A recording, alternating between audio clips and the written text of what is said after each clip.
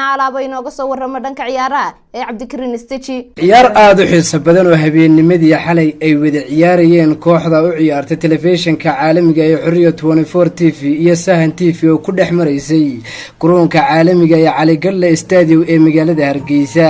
oo kooxda u ciyaarta telefishinka caalamiga ee Xuriya 24 TV oo ay ciyaartoodii labaad kaga adkaatay 4 gool iyo 1 gool ay la timi haafkii dambe kooxda u ciyaarta telefishinka caalamiga ee Sahan TV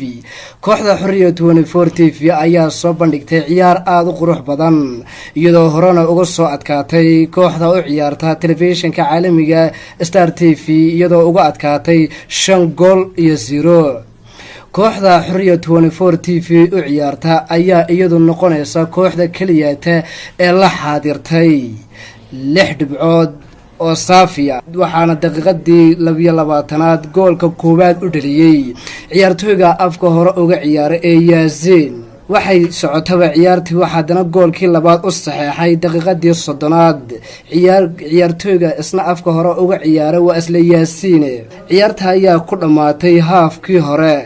2-0 ay ku hogaaminaysay kooxda u ciyaartay telefishinka caalamiga ee Xuriya 24 TV si kastaba ha ahaatee markii la isku soo laabtay waxa haafkii dambe gool la yimi gool kulaada ama aad u taqaanaan oo loo yaqaano afka qaraar record la timi kooxda u ciyaarta telefishinka caalamiga ee Sahan TV waxay ciyaartii socotaba waxa hoggaanka si dheereysatay kooxda u ciyaarta telefishinka caalamiga Xuriya 24 TV iyadoo goolkii saddexaadna uu dhaliyay ciyaartooyga lagu naanayso gacan yare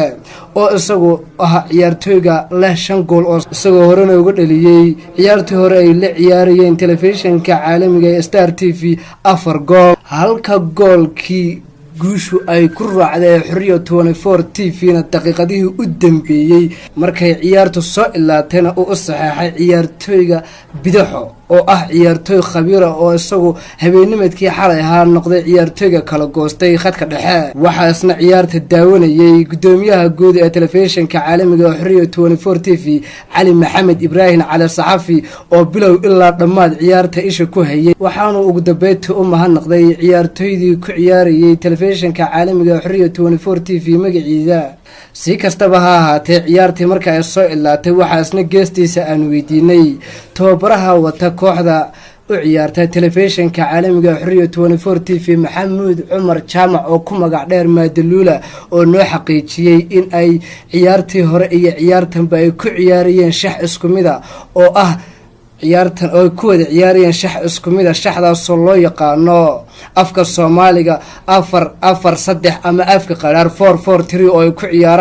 ku ciyaaraan kooxaha caalamka waa Cabdikariin Isteji telefishinka caalamiga ee Xuriya 24 TV caasimadda Soomaaliya Hargeysa.